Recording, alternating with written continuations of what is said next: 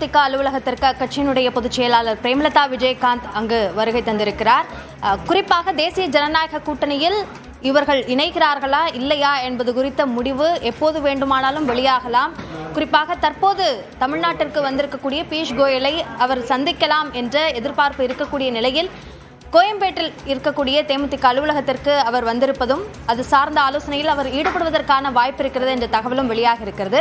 இது தொடர்பான கூடுதல் விவரங்களை வழங்குவதற்காக நம்முடைய செய்தியாளர் லிபிகா இணைப்பில் இருக்கிறார். அவரோடு பேசலாம். லிபிகா, தற்பொழுது கோயம்பேடு தேமுதிக அலுவலகத்தில் ஆலோசனை ஏதேனும் நடக்குதா நிர்வாகிகளுடன்? அதற்கு பிறகாக கூட்டணி சார்ந்த விஷயங்கள் ஏதேனும் தெரிவிக்கப்படுவதற்கு வாய்ப்பு இருக்கா?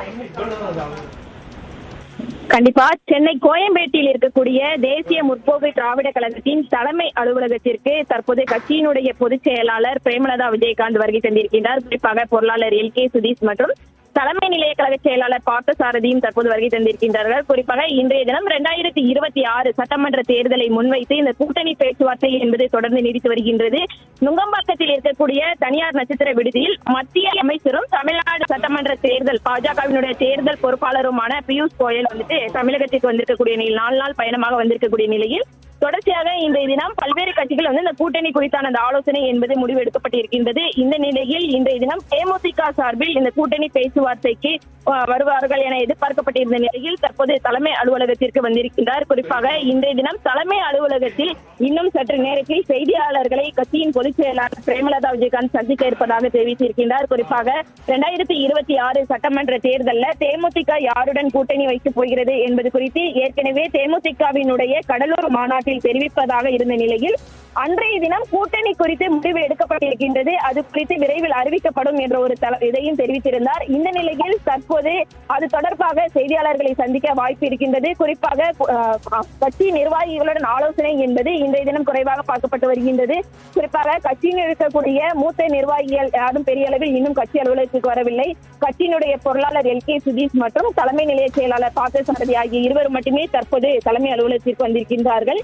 இந்த நிலையில் தற்போது கூட்டணி குறித்த அறிவிப்பு என்பதும் குறிப்பாக தேர்தல் பொறுப்பாளரான பியூஷ் கோயலை சந்திப்பதற்கான வாய்ப்பு இருப்பதா என்பது குறித்தும் சற்று நேரத்தில் செய்தியாளர்களை சந்திக்க இருக்கின்றார். தொடர்ச்சியாக இன்றைய தினம் சந்திப்பதற்கான வாய்ப்பு அப்படிங்கிறது தேமுதிக சார்பில் குறைவாக இருப்பதாகவும் சொல்லப்பட இருக்கின்றது. லிபிகா, கூட்டணி சார்ந்த நிலைப்பாடு குறித்து இதுவரைக்கும் தேமுதிக தரப்பில் என்னென்ன பேச்சுகள் என்னென்ன கருத்துக்கள் சொல்லப்பட்டிருந்தன? அந்த அடிப்படையில் அதிமுக தேசிய ஜனநாயக கூட்டணிக்குள் அவர்கள் செல்வதற்கான வாய்ப்புகள் தான் அதிகமாக இருக்கிறது என்ற கருத்துக்கள் பரவலாக சொல்லப்பட்டாலும் எதற்கும் வாய்ப்பு இருக்கிறது என்ற ஒரு நிலைப்பாட்டில் தான் இன்னமும் தேமுதிக இருக்கிறதா? எவ்வளவு இடங்களை அவர்கள் கேட்பதற்கு திட்டமிட்டிருக்கிறார்கள் என்பது குறித்த தகவல் ஏதேனும் இருக்கா? கண்டிப்பாக 2026 சட்டமன்ற தேர்தலை பொறுத்தவரையில தேர்தல் கூட்டணி அப்படிங்கிறது பல்வேறு கட்சிகளும் தொடங்கி இருக்கின்றார்கள். தேமுதிகவை பொறுத்தவரை தேசிய ஜனநாயக கூட்டணிக்கு செல்லுமா என்பது ஒரு கேள்விக்குறியாக வைக்கப்பட்டிருந்தது.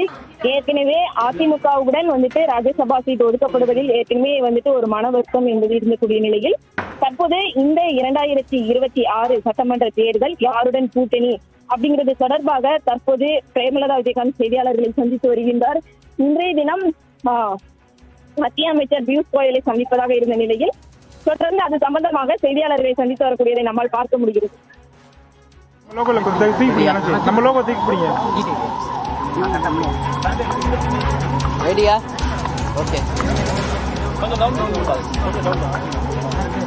அனைவருக்கும் வணக்கம்.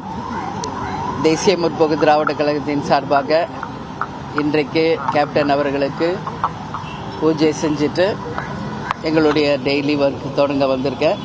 ப்ரெஸ் பீப்புள் நீங்கள் எல்லாரும் இன்னைக்கு வந்திருக்கீங்க, என்ன ரீசனுக்கு வந்திருக்கீங்க அப்படிங்கறத நீங்க சொல்லுங்க, அதுக்கு பதில் நான் சொல்றேன். அமைச்சர் பியூஷ் கோயல் சென்னை வருகை தந்திருக்காரு. என்டிஏவோட கூட்டணியை இன்னும் பலப்படுத்தும் விதத்துல நிறைய பேச்சுவார்த்தைகள் போய்கிட்டு இருக்கு. தேமுதிக ஏற்கனவே முடிவெடுத்து தான் நம்ம மாநாட்டில் சொல்லியிருந்தோம். அந்த முடிவு என்னன்றத தொண்டர்கள் ரொம்ப அவளோட காத்துக்கிட்டு இருக்காங்க. நீங்க தான் சொல்லுங்க. எங்க தொண்டர்கள் காத்திருக்காங்களா? எங்க தொண்டர்கள் காத்திருக்காங்கன்னா நாங்க பாத்துக்கிறோம், சரிங்களா? நீங்க பிரஸ் பீப்புள் தான் காத்திருக்கீங்க, தொண்டர்கள் எல்லாம் தெளிவா இருக்காங்க. இருந்தாலும் எப்பவுமே நீங்க தலைமை அலுவலகத்துக்கு வந்தா எப்பவுமே நான் உங்களை அவாய்ட் பண்ணதே கிடையாது. நீங்க வந்ததையும் மதிச்சு எப்பவுமே உங்களுக்கு நான் பிரஸ் மீட் கொடுத்துக்கிட்டு இருக்கேன். மற்ற யாரும் இப்படி கொடுக்குறாங்களான்றதை நீங்க கொஞ்சம் யோசிச்சுக்கணும். ஏன்னா டெய்லி இங்கே அன்னதானம் நடக்குது, டெய்லி தலைவருக்கு பூஜை நடக்குது, இங்கே எவ்வளோ பேர் வந்து கேப்டனை பார்க்குறாங்கன்றதெல்லாம் நீங்கள் டெய்லி பார்த்துக்கிட்டு இருக்கீங்க. அந்த வகையில் இன்னைக்கு நீங்கள் வந்திருக்கீங்க. ஸோ நீங்கள் கேட்குற பதில் சொல்கிறேன். அதுக்கு முன்னாடி ஒரு 4-5 மக்கள் பிரச்சனையை பற்றி நான் பேசணும்னு நினைக்கிறேன். ஏன்னா இன்னைக்கு நம்ம அரசியல் என்பது மக்களுக்காக தான் இந்த அரசியல். அப்படி இருக்கின்ற வகையில் இன்னைக்கு நம்ம முக்கியமாக நான் வந்து ஒரு பெண் தலைவராக இருக்கும் பொழுது மதுரையில் LICயில் அலுவலராக இருந்த கல்யாணி அப்படின்றவர் வந்து ஒரு தவறை சுட்டி காட்டியதால உடன் பணியாற்றுகின்ற ராமகிருஷ்ணன் அவர்கள் அவர் மீது பெட்ரோல் ஊற்றி எரிச்சிருக்கார். இது தீ விபத்து என்று நாடகம் ஆனாங்க. ஆனால் இன்னைக்கு ஆய்வு செய்து அது வந்து திட்டமிட்டப்பட்ட படுகொலை அப்படிங்கிறத கண்டுபிடிச்சு இன்னைக்கு அவரை கைது செய்திருக்காங்க. அதற்காக காவல்துறைக்கும் தமிழக அரசுக்கும் தேமுதிக சார்பாக பாராட்டுகளை தெரிவிச்சுக்கிறேன். ஏன்னா இது வெறுமனே கண் துடைப்பாக ஆக்சிடென்ட்னு முடிச்சிடாம அதன் பின்னணி என்ன என்பதை ஆராய்ஞ்சு இன்னைக்கு கைது பண்ணியிருக்காங்க. ஒரு பெண் மேலாளர் அவங்க அந்த ராமகிருஷ்ணன் என்பவர் செய்த தவறுகளை சுட்டிக்காட்டி கண்டிச்சதுனால அந்த அம்மா மேல பெட்ரோல் ஊற்றி எரிச்சிருக்கார். இது எந்த அளவு ஒரு கொடுமையான ஒரு விஷயமாக நாம வந்து கண்டிப்பா எல்லாரும் சேர்ந்து இதற்கு எதிர்ப்பு தெரிவிக்கணும். இன்னைக்கு பெண்கள் எல்லா துறையிலும் கோலோச்சி இருக்கின்ற இந்த காலகட்டத்தில் ஒரு மேலாளராக இருக்கும் ஒரு பெண்ணுக்கே இந்த நிலை என்றால் என்ன பாதுகாப்பு இந்த மற்ற பெண்களுக்கு? இன்னைக்கு அவங்க வேலை செய்யற இடமா இருக்கட்டும், எங்க சென்றாலும் என்ன இருக்குன்றது இன்னைக்கு மிகப்பெரிய ஒரு கேள்விக்குறி. சட்டம் நிச்சயமாக இந்த விஷயத்துல கடுமையான ஒரு தண்டனையை ராமகிருஷ்ணனுக்கு வழங்க வேண்டும் என்று தேமுதிகவின் பொதுச் செயலாளராக பெண்ணா இல்ல ஒட்டுமொத்த பெண்கள் சார்பாக இதை நான் வந்து நீதி அரசர்களை கேட்டுக்கிறேன். உச்சபட்ச தண்டனையான ஆயுள் தண்டனையை அவருக்கு தரணும். ஒரு உயிரை வந்து அப்படி அவ்வளோ அனாவசியமா அவர் கொண்டிருக்காருன்னு இது ஏத்துக்கக்கூடியது கிடையாது. அதே போல அவர் பணியாற்றிய LIC நிறுவனத்துக்கும் ஒரு வேண்டுதல், அந்த அம்மாவுக்கு குடும்பத்துக்கு உரிய நிதி வழங்கி அவங்க குடும்பத்தில் ஒருத்தருக்கு நிச்சயம் வேலை வாய்ப்பை தரணும். இது போன்ற நிகழ்வு வேறு எங்கும் நடக்காத வண்ணம் சட்டம் கடுமையான ஒரு நடவடிக்கை எடுக்கணும். அவருக்கு கொடுக்கிற தண்டனை இனி அந்த மாதிரி எண்ணம் கூட யாருக்கு வரக்கூடாது அப்படின்ற அளவு கடுமையான ஒரு தண்டனையா இருக்கணும். அதே போல நேற்று சென்னையில் பார்க்குறோம், டெலிவரி பாய் பைக்ல போறாரு, அவரை சுத்தி ரோட்ல பட்ட பகல வெட்டி கொலை செய்யறாங்க. அது மட்டும் இல்ல, இந்த மாதிரி கொலைகள் எங்கு பார்த்தாலும் நடந்துகிட்டு இருக்கு. இதெல்லாம் பார்க்குறப்ப உண்மையிலே மிக மிக மனசு கஷ்டமா இருக்கு. கண்டிக்கக்கூடிய ஒரு விஷயம். கஞ்சா போதைகளை நிச்சயம் கட்டுப்படுத்தணும். இது போல சட்டம் ஒழுங்கை கட்டுப்படுத்தணும். மக்களுக்கு ஒரு பாதுகாப்பை நிச்சயம் இந்த அரசு உருவாக்கணும். அது மட்டும் இல்லை, இன்றைக்கு நம்ம மணலூர்பேட்டை, அதாவது கள்ளக்குறிச்சி மாவட்டம் மணலூர்பேட்டையில் கேஸ் சிலிண்டர் வெடிச்சு ஒரு பெண்மணி உயிர் இழந்திருக்காங்க. கூட இருந்த 15-20 பேர் படுகாயம் அடைஞ்சிருக்காங்க. தேமுதிக சார்பாக எங்கள் மாவட்ட செயலாளர் கருணாகரனை, எங்கள் கழகத்தினரை சென்று அவங்களுக்கு அட்மிட் ஆனவங்களுக்கு ஆறுதலும், இறந்தவர்கள் உயிருக்கு நாங்கள் வந்து அஞ்சலி செலுத்த சொல்லியிருக்கோம். அவங்களுக்கு அரசு நிதி அறிவிச்சிருக்காங்க, வரவேற்கத்தக்க ஒரு விஷயம்.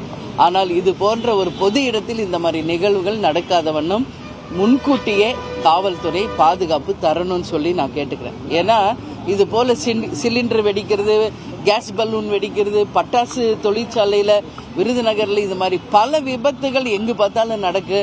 இதில் அப்பாவி உயிர்கள் பலியாறாங்க. நிச்சயம் இது எல்லாமே தடுக்கப்பட வேண்டும் என்பதை மக்களுடைய கோரிக்கையாக தேமுதிக சார்பாக நான் வைக்கிறேன். இப்போ நீங்கள் கேட்ட கேள்விக்கு பலமுறை உங்கள் எல்லாருக்குமே நான் பதில் சொல்லிட்டேன். எங்களை விட நீங்கள்லாம் ரொம்ப ஆர்வமாக இருக்கீங்க நாங்கள் யாரோட கூட்டணி அமைக்க போகிறோம் அப்படின்றதுல. அந்த வகையில் பத்திரிகை நண்பர்களாகிய உங்களை நான் அழைத்து உரிய நேரத்தில் அதிகாரப்பூர்வமாக அறிவிப்பேன். அதனால் இன்னைக்கு நானே சேனலில் பார்த்தேன், அவர் வந்திருக்காரு எங்களோட பேசுகிறாருன்னு நீங்கள் தான் போடுறீங்க. எங்களுக்கே இன்னும் தகவல் வரல. யார் உங்களுக்கு தகவல் கொடுக்குறாங்க? கொஞ்சம் சொன்னீங்கன்னா நல்லாயிருக்கும். இதுதான் உண்மை. இன்னும் நான் இப்போ இங்கே தான் நிற்கிறேன் தலைமை அலுவலகத்தில். எங்களை சுற்றி எங்கள் கழக நிர்வாகிகள் இருக்கேன். எங்களுக்கே அந்த மாதிரி ஒரு நியூஸ் இப்போ இந்த நிமிஷம் வரைக்கும் வரல. அப்படி இருக்கும் பட்சத்தில் மீடியாவுக்கு யார் இந்த மாதிரி தவறான ஒரு செய்திகளை கொடுக்குறாங்க என்பது உண்மையிலே எனக்கு புரியலை. நான் பலமுறை உங்கள் எல்லார்ட்டையும் சொல்லிட்டேன். அப்படி ஏதாவது டவுட் இருந்தால் எங்ககிட்ட கேளுங்க, நான் விளக்கம் சொல்கிறேன்னு. பட் நீங்கள் உங்கள் செய்தியை போடுற மாதிரி தான் இருக்கீங்க. நீங்கள் போட்ட செய்தியில் 1% கூட உண்மை இல்லை. இந்த நிமிஷம் வரைக்கும் யாரும் எங்களை அணுகவும் இல்லை, எங்களுடன் தொலைபேசியிலும் தொடர்பு கொள்ளல. ஏன்னா அவர் எதற்கு இங்க வந்திருக்காரு என்பது கூட எங்களுக்கு தெரியாது. இதுதான் உண்மை. எனவே உண்மை நிலையை நீங்க போடணும்னு சொல்லி நான் கேட்டுக்கிறேன். ஏன்னா இதை பாக்குறவங்க எல்லாம் கன்ஃபியூஸ் ஆகுறாங்க. அவங்க நான் தெளிவா சொல்றேன், நான் கூப்பிட்டு உங்களை அதிகாரப்பூர்வமா அறிவிக்கிறேன் நான் சொல்றேன். ஆனாலும் நீங்க டெய்லி ஏதோ ஒரு நியூஸ் உங்க டிஆர்பிக்காக நீங்க போட்டு கன்ஃபியூஸ் பண்ணாதீங்க யாரையும். அப்படி ஒரு டிசிஷன் நாங்க எடுத்தா நான் ஃபர்ஸ்ட் கூப்பிட போறது உங்களை தான். இப்பவும் சொல்றேன். அதனால தவறான செய்திகளை போட வேண்டாம் என்று நான் கேட்டுக்கொள்கிறேன். என்டிஏ சம்பந்தமா யாரும் நம்ம கிட்ட பேசல, என்டிஏ கூட நம்ம போகல, இல்ல வேற ஏதாவது கூட்டணி கூட போகிறோமா, யார் கூட கூட்டணின்ற முடிவு எடுத்துருக்கோம் இல்ல. அதுதான் இன்னும் நாங்க டிசிஷன் எடுக்கல. நீங்க கேக்குறீங்க என்டிஏன்னு. அவர் வந்திருக்காரு, 23ஆம் தேதி பிரதமர் வருகிறார் என்பதை தொலைக்காட்சியில தான் நான் பார்த்தேன். அவங்க பொதுக்கூட்டத்துக்கு வர்றாங்களா, அவங்க கட்சி சார்பான கூட்டமா, அவங்க கூட்டணி சார்பான கூட்டமான்னு கூட இன்னும் யாருக்கும் அது தெரியல. அதனால உங்களை மாதிரி தான் நானும் எதுவும் தெரியாது. எங்களை பொறுத்த வரைக்கும் தேமுதிகவை சார்ந்த பொறுத்த வரைக்கும் நான் ஏற்கனவே சொன்னது போலதான், மாநாட்டிலையும் பிரஸ் மீட்லயும் நான் சொன்னது போல, எங்க மாவட்ட செயலாளர்கள் கழகத்தினுடைய நிர்வாகிகளை கலந்தாலோசிச்சு ஒரு தெளிவான ஒரு முடிவை பத்திரிகை நண்பர்களாக உங்களை அழைச்சு நாங்கள் அறிவிப்பேன். அதுக்கு முன்னாடி 24ஆம் தேதியிலிருந்து பிப்ரவரி 2ஆம் தேதி வரைக்கும் 4ஆம் கட்ட பயணத்திற்கு நாங்கள் கிளம்புறோம். அதுவும் ஏற்கனவே திட்டமிட்டபடி அந்த பயணமும் நாங்கள் செய்ய இருக்கிறோம். அதாவது உள்ளம் தேடி இல்லம் நாடி மற்றும் மக்களை தேடி மக்கள் தலைவர் 4ஆம் கட்ட பயணம் நாங்கள் தொடர இருக்கிறோம் என்பதையும் தெரிவிச்சுக்கிறேன். அதனால யாருடனாவது கூட்டணி முடிவானால் உறுதியாக உங்களை அழைச்சு நாங்கள் சொல்கிறோம் என்பதை தெரிவிச்சுக்கிறேன்.